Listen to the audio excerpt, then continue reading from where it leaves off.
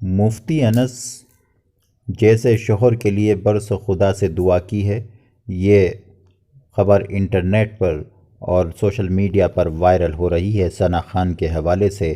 بہرحال اس میں کوئی شک کی بات نہیں ہے کہ جب سچ کا راستہ مل جاتا ہے تو انسان کو کتنا اطمینان اور سکون ملتا ہے، یہ وہی شخص جان سکتا ہے جس نے اسے حاصل کر لیا ہو۔ اسلام کے راستے پر چلنے کے لیے بالی ووڈ کو خیرآباد کہنے والی سابق بھارتی اداکارہ ثنا خان کا اپنے شوہر مفتی انس کے حوالے سے کہنا ہے کہ انس کے ساتھ شادی کرنے کا فیصلہ راتوں رات نہیں لیا، بلکہ میں نے اس جیسے انسان کے لیے برسوں دعائیں کی ہیں۔ حال ہی میں دیے گئے انٹرویو میں ثنا خان نے اپنے شوہر سید انس سے پہلی ملاقات اور ان کے شوہر نے کس طرح ان کی زندگی کا رخ بدلنے میں اہم کردار ادا کیا اس کے متعلق بتایا۔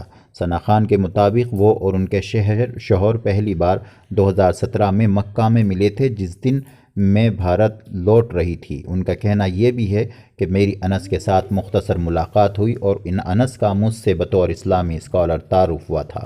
یہاں میں ایک بات کی وضاحت یہ بھی کرنا چاہوں گا کہ انہوں نے مزید یہ بھی کہا کہ انس مفتی نہیں بلکہ عالم ہیں۔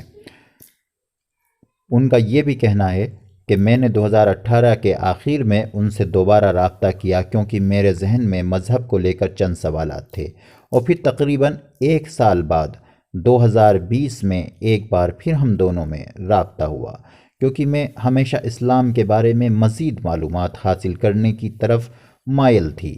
میں نے انس کے ساتھ شادی کرنے کا فیصلہ راتوں رات نہیں لیا، بلکہ میں نے اپنی زندگی میں انس جیسے انسان کے لیے برسوں دعائیں کی ہیں۔ مجھے انس میں جو بات سب سے زیادہ پسند ہے وہ یہ ہے کہ وہ شریف ہیں اور ان میں حیا ہے، یعنی شرم ہے۔ وہ دوسروں کو فیصلہ یا جج نہیں کرتے۔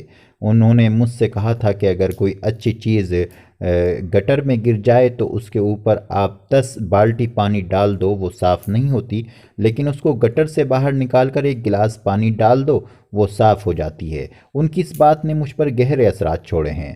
اپنے پروفیشن کے حوالے سے ثنا خان نے بات کرتے ہوئے کہا کہ مجھ سے بہت سے لوگ پوچھتے ہیں کہ مجھے اس بات کا احساس اتنی دیر سے کیوں ہوا کہ میں غلط پروفیشن میں ہوں، یعنی غلط پیشے میں ہوں۔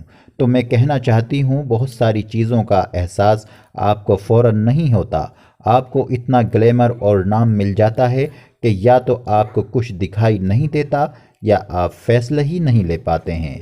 ان کا مزید یہ بھی کہنا تھا کہ میں نے اپنے گھر میں کمانے والی واحد تھی۔